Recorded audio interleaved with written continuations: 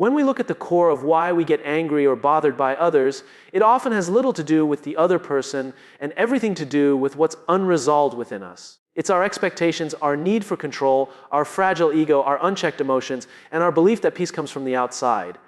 But the truth is, peace is built from the inside out.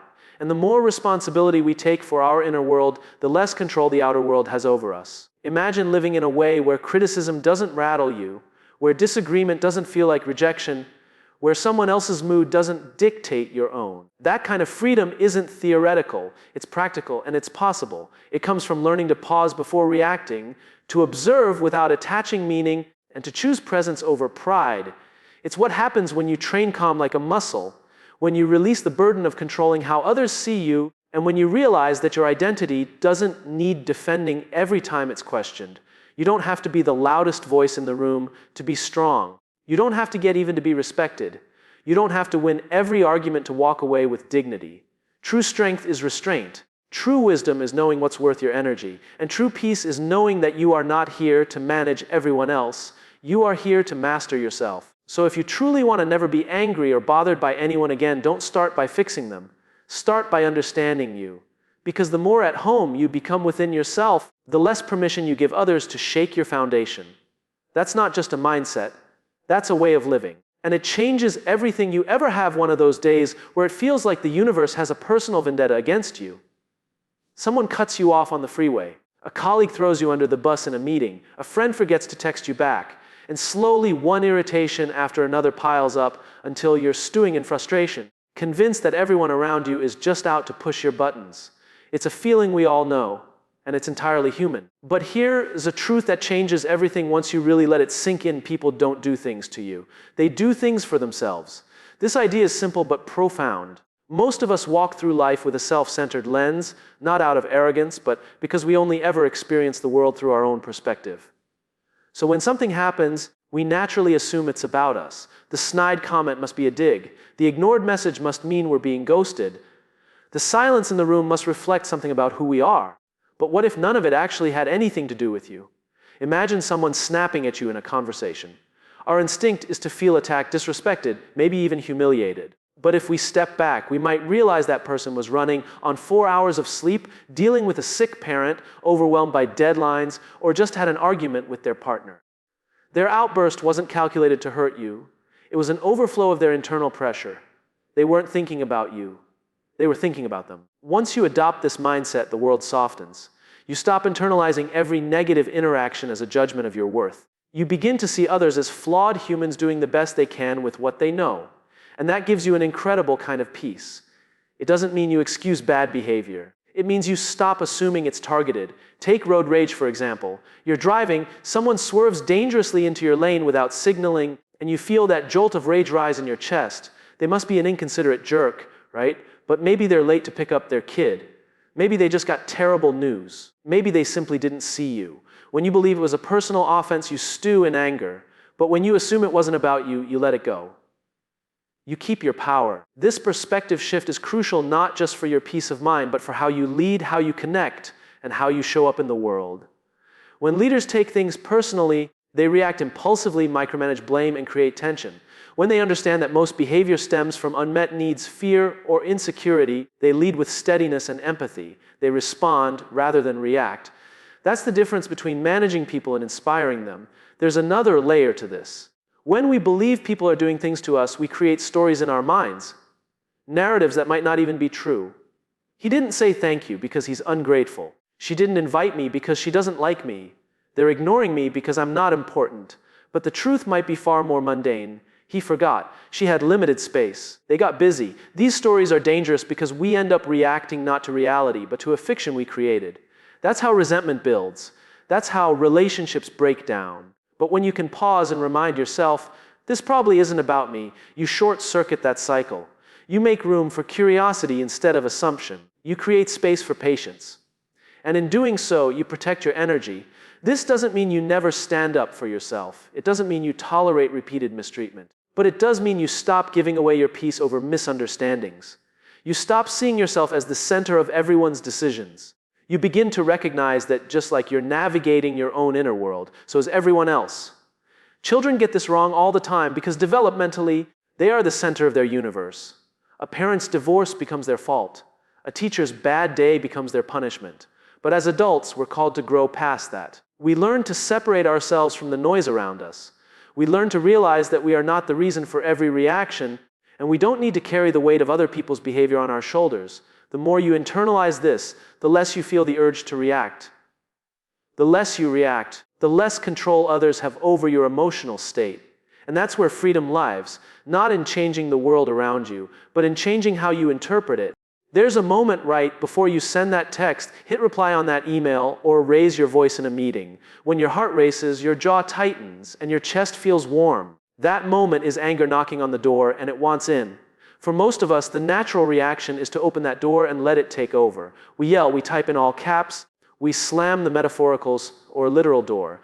But there's something we rarely consider in that moment. Anger isn't telling us what to do. It's telling us that something inside us needs attention. Anger is a signal. It's a flashing indicator light on the dashboard of our emotional system. It's trying to say, hey, something doesn't feel right here. Maybe a boundary has been crossed. Maybe you felt disrespected, ignored, or unseen. Maybe you're afraid and anger showed up to protect you, to create distance, to restore control. But what anger isn't, and this is critical, is a plan. It's not a guidebook. It's not a reliable map to follow. Think about the last time you acted out of anger. Maybe you said something you didn't mean. Maybe you made a decision you later regretted. Anger makes us feel powerful in the moment, but it almost always clouds our clarity. That's because anger is reactive. It wants you to do something now, without reflection. But just because an emotion is loud doesn't mean it's wise. And just because it feels urgent doesn't mean it's correct. When we treat anger as a command, we let it drive. And when anger drives, it usually takes us somewhere we didn't want to go. Relationships get strained, trust is broken, and respect erodes. Not because we're bad people, but because we let a momentary emotion take the wheel. But if we could learn to pause, not suppress, not deny, but to pause, we'd uncover something powerful. Anger isn't the problem. Our relationship to it is. That pause gives us space to ask better questions. Instead of, how do I retaliate? We ask, what just got triggered in me? Instead of, how do I win this argument? We ask, what am I really trying to protect? That space between stimulus and response is everything. It's where emotional intelligence lives. It's where growth happens. It's the difference between being a reactive person and being a grounded one. There's a misconception that emotionally strong people never get angry. That's not true. Emotionally strong people feel anger deeply, but they don't let it own them. They know anger has something to say, but they also know it's not the final word. They treat anger like a smoke alarm, not the fire itself, but an alert that says, pay attention. And instead of swinging an axe or throwing blame, they investigate. They get curious. That's how they maintain control without being controlling. It's also important to understand that anger often wears disguises. Sometimes it shows up as sarcasm, sometimes as silence, sometimes as detachment. You might think you're being calm, but inside you're fuming. You might think you've moved on, but you're just holding a grudge in a quieter form. Anger doesn't disappear because we bury it, it waits. And when it resurfaces, it often does so in ways that hurt us more than anyone else. So what do we do with it? We acknowledge it, we name it. We say, I'm angry and that's okay. That's not weakness. That's maturity. Naming the emotion gives you power over it. It creates a psychological shift from being angry to having anger. You're not consumed by it, you're observing it. That small shift makes all the difference. Anger often comes from unmet needs, whether it's the need for respect, fairness, security, or simply to be heard. When those needs go unmet, the mind interprets it as a threat, and anger is the armor we instinctively reach for. But armor is heavy, and when we wear it all the time, we forget what it's like to feel light, connected, open. The work, then, is not in eliminating anger. The work is in learning how to sit with it without acting on it. To listen to what it's trying to say without obeying every one of its commands. That's not easy. It requires discipline, self-awareness, and practice. But it's also liberating, because when you stop being controlled by anger, you start having control over your choices. And that control isn't loud or flashy. It's quiet. It's steady. It's the kind of strength that doesn't need to prove itself. Empathy is not something that happens automatically. It's a skill we must consciously develop like any other practice. It requires us to move beyond our own emotional states and try to imagine what someone else is going through. It's an active choice to see the world through another person's eyes, to pause and understand before reacting. In a world where everything moves fast, where reactions are instant and judgments are easy, The ability to be empathetic often feels like a lost art, but it is, in fact, one of the most powerful tools we have to de-escalate conflict and build deeper, more meaningful relationships. Most people don't wake up in the morning deciding to be difficult. They don't go about their day with the goal of frustrating or disappointing others. More often than not, their actions are driven by their own experiences, struggles, and internal battles. The colleague who seems curt in the meeting might have just received bad news at home. The friend who cancels plans last minute might be struggling with their mental health. The customer who's irritable might be dealing with frustration from something completely unrelated to you. If we approach others from a place of empathy, we can begin to understand their responses as symptoms of something deeper rather than seeing them as personal attacks or failures. Empathy isn't about agreeing with actions or condoning their behavior. It's about understanding why they might have acted the way they did, given their circumstances. It's about recognizing that their struggles or feelings are real, even if we don't fully relate to them. It's a recognition that every person you interact with has their own set of fears, hopes, insecurities, and desires, and all of that influences their decisions. When we make an effort to step into someone else's shoes, it doesn't mean we justify their actions. We simply open ourselves up to seeing them more fully without jumping to conclusions. This shift in perspective does wonders for our emotional state. When we stop assuming that every frustration is a direct challenge to our own well-being, we stop reacting defensively. We stop taking everything personally. When someone cuts us off in traffic, instead of feeling enraged, we might pause and think, maybe they're rushing because they're late for an important meeting, or perhaps they're stressed about something going on in their life. That moment of consideration doesn't excuse their behavior, but it helps us avoid the gut reaction of frustration and anger. It helps us let go of the emotional baggage we might carry when we feel slighted. The more we practice empathy, the more we create space for meaningful connections. When people feel understood, they're more likely to open up. Empathy builds trust and lays the foundation for genuine communication. It fosters environments where people feel safe to share their vulnerabilities and where conflict can be addressed with care rather than defensiveness. In leadership, empathy is an essential tool for inspiring and motivating teams.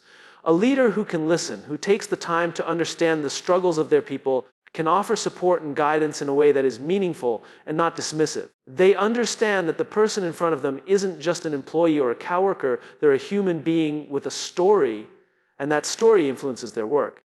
But empathy isn't easy. It's much easier to react with frustration or anger. It's easier to assume that person who's late is being disrespectful rather than considering that they might be struggling with something in their personal life. It's easier to withdraw when someone is distant rather than understanding that they be overwhelmed or anxious.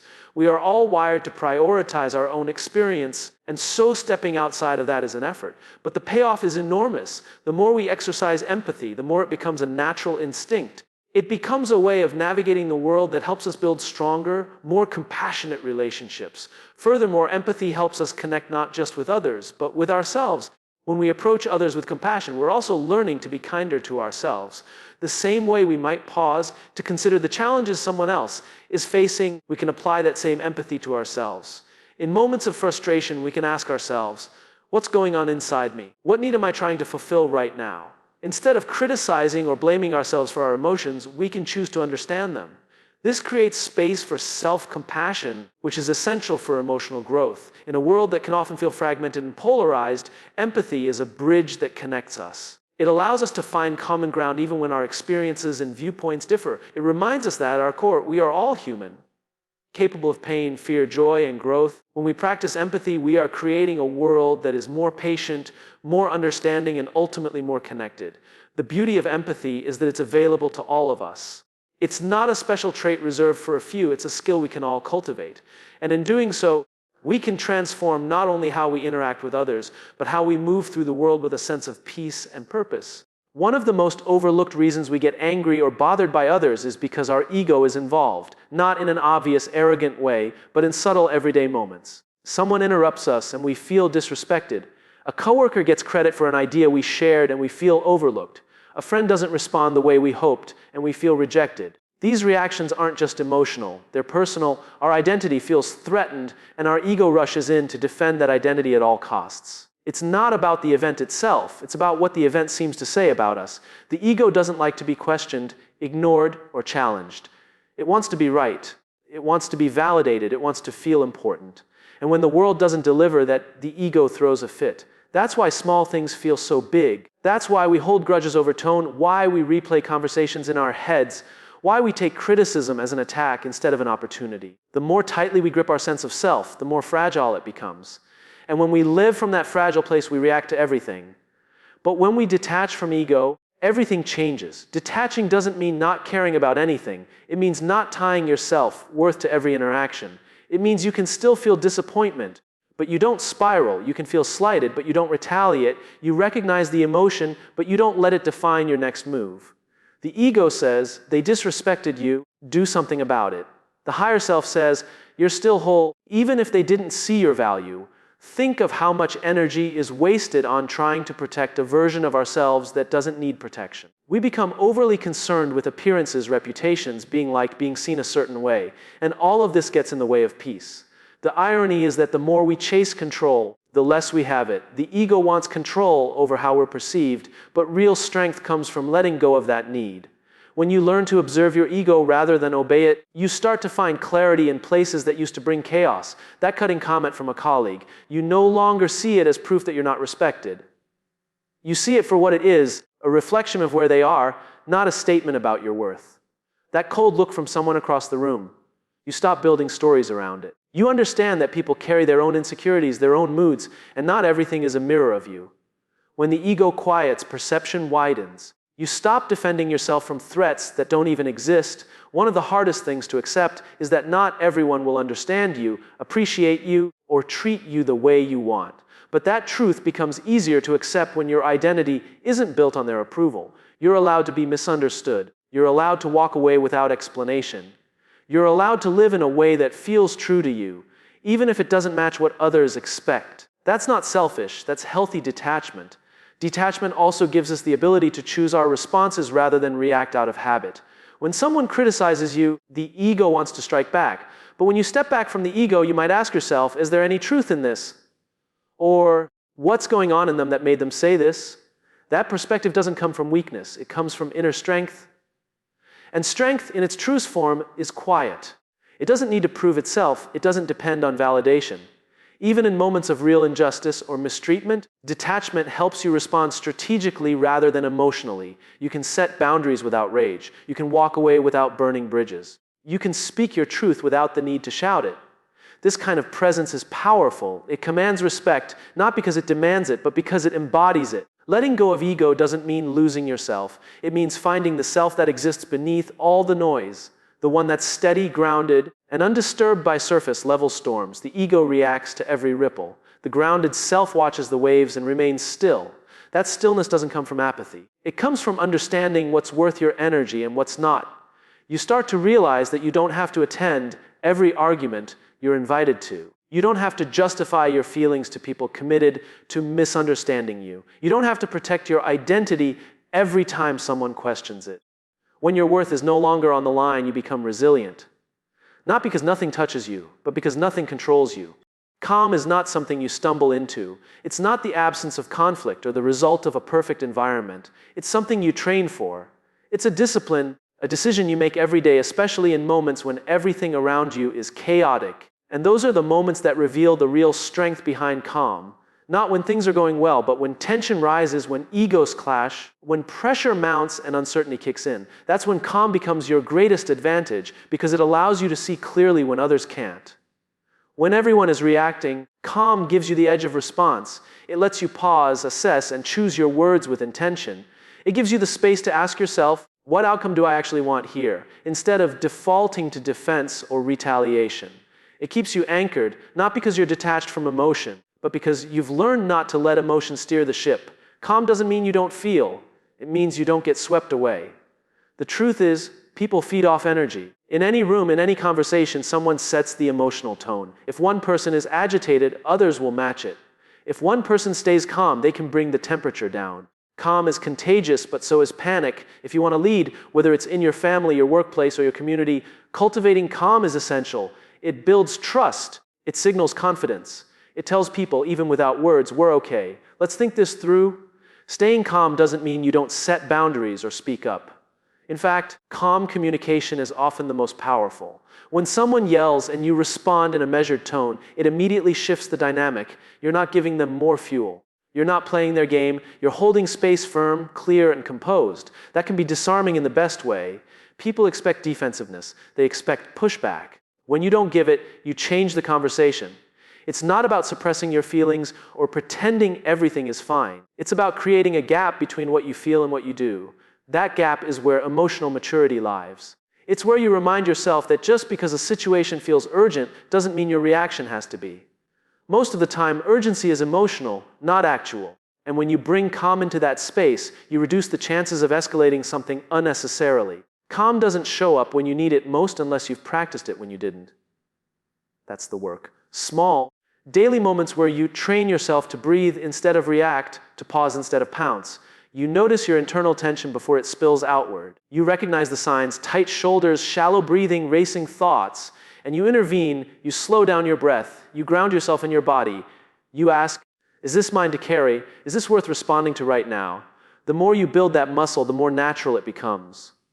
This is especially important in conflict. People often mistake intensity for strength, but real strength is measured by restraint. Anyone can raise their voice. Anyone can fire off a harsh message. But to stay calm under pressure, to listen while being misunderstood, to speak kindly when you're frustrated, that takes more strength than any outburst ever could. It's not weakness, it's control. And the people who master that control tend to have the most influence, not because they dominate, but because others feel safe around them. Calm also gives you access to your full intelligence. When you're triggered, your brain narrows. You move into fight or flight mode, and in that space, you can't think long term. You're not creative, you're not strategic, you're just trying to win or survive. But when you stay calm, you keep the bigger picture in mind. You think in terms of outcomes, not just reactions. You ask, what does this relationship need right now? What does this moment require from me? You move from ego to intention. People will challenge your calm. They'll try to provoke you, consciously or unconsciously, because they want to pull you into their storm. But you don't have to go. You can choose to stay centered. That doesn't mean being passive, it means being deliberate. You speak when it's useful. You act when it aligns with your values. You're not avoiding the storm, you're choosing not to become it. Over time, calm becomes your baseline. Not because life gets easier, but because you become more rooted. The world doesn't get quieter, but your response to it does. And from that place, you make better decisions, build stronger connections, and protect your energy from being hijacked by every external disruption. Calm is not inaction, it's intentional action. It's the choice to be the thermostat, not the thermometer. It's how you lead, how you live, and how you keep your power in a world that's constantly trying to take it. There is an incredible freedom that comes from releasing the need to control how others think, feel, or behave. It's one of the most powerful mindset shifts a person can make, and yet it's also one of the hardest. From an early age, we're conditioned to believe that if we just explain ourselves well enough, if we try hard enough, if we say the right things, we can influence others to act the way we want them to. But the truth is, other people's reactions are not our responsibility. We can be kind, honest, respectful, and still be misunderstood or judged. Trying to control that is a losing game. When we tether our peace to someone else's behavior, we give them power over our emotional state. We become reactive, always adjusting ourselves in hopes of getting a specific response. We overthink a message because we don't want to upset someone. We avoid difficult conversations because we fear the fallout. We bend over backwards trying to keep people happy, even when it costs us our own well-being. And every time we do that, we reinforce the belief that our inner peace depends on their outer approval. That's a trap. Because no matter how carefully we try to manage the situation, we can't control how someone else chooses to interpret it. Letting go of that illusion isn't passive, it's powerful. It's the act of reclaiming your emotional autonomy. It's a recognition that your job is not to manage everyone else's responses, it's to manage your own integrity, to stay grounded in who you are and how you show up regardless of how others receive it. That doesn't mean we stop caring about others or become cold and distant. It means we learn the difference between influence and control. Influence is rooted in presence and consistency. Control is rooted in anxiety and fear. This shift allows you to show up more authentically. You start to speak more directly because you're no longer performing to get a certain reaction. You start to say no more easily because your value is not determined by how many people like you.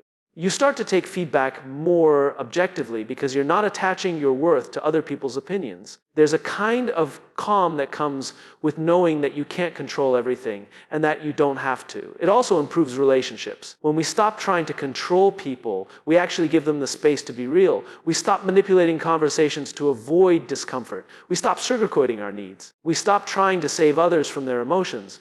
Instead, we communicate clearly, hold space, and trust that the relationship can handle truth. This opens the door to mutual respect, not codependence. It builds a foundation based on honesty, not obligation. Of course, this doesn't mean we stop caring about outcomes.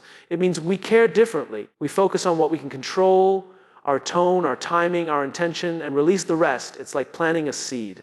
You can choose the soil, water it, give it sunlight, but you cannot force it to grow. You can show up with love, effort, and clarity, but you cannot force someone to respond with understanding or gratitude.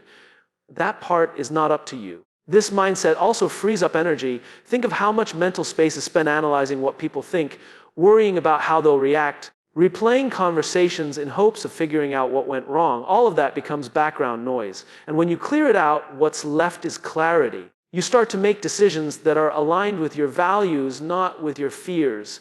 You start to trust your inner compass more than the unpredictable weather of other people's moods. Letting go of control doesn't mean letting go of care. It means caring enough to show up honestly and then stepping back. It means allowing others to be responsible for their own emotions, just as you are responsible for yours. It's a form of respect for them and for yourself. It says, I trust you to feel what you need to feel. I trust myself to stay grounded no matter what. The paradox is that when we release control, we often become more influential. People sense the confidence in someone who isn't trying to convince or coerce. They lean into that energy because it feels safe, not manipulative. And ironically, the very results we were trying to force often come more naturally, because people respond to authenticity more than performance. This practice is not about indifference. It's about resilience. It's the quiet strength of showing up fully and letting the chips fall where they may. It's the deep breath before a hard conversation. It's the self-trust that says, whatever happens, I'll handle it. And it's the realization that peace was never about getting everything to go your way. It was about learning how to stay centered when it doesn't.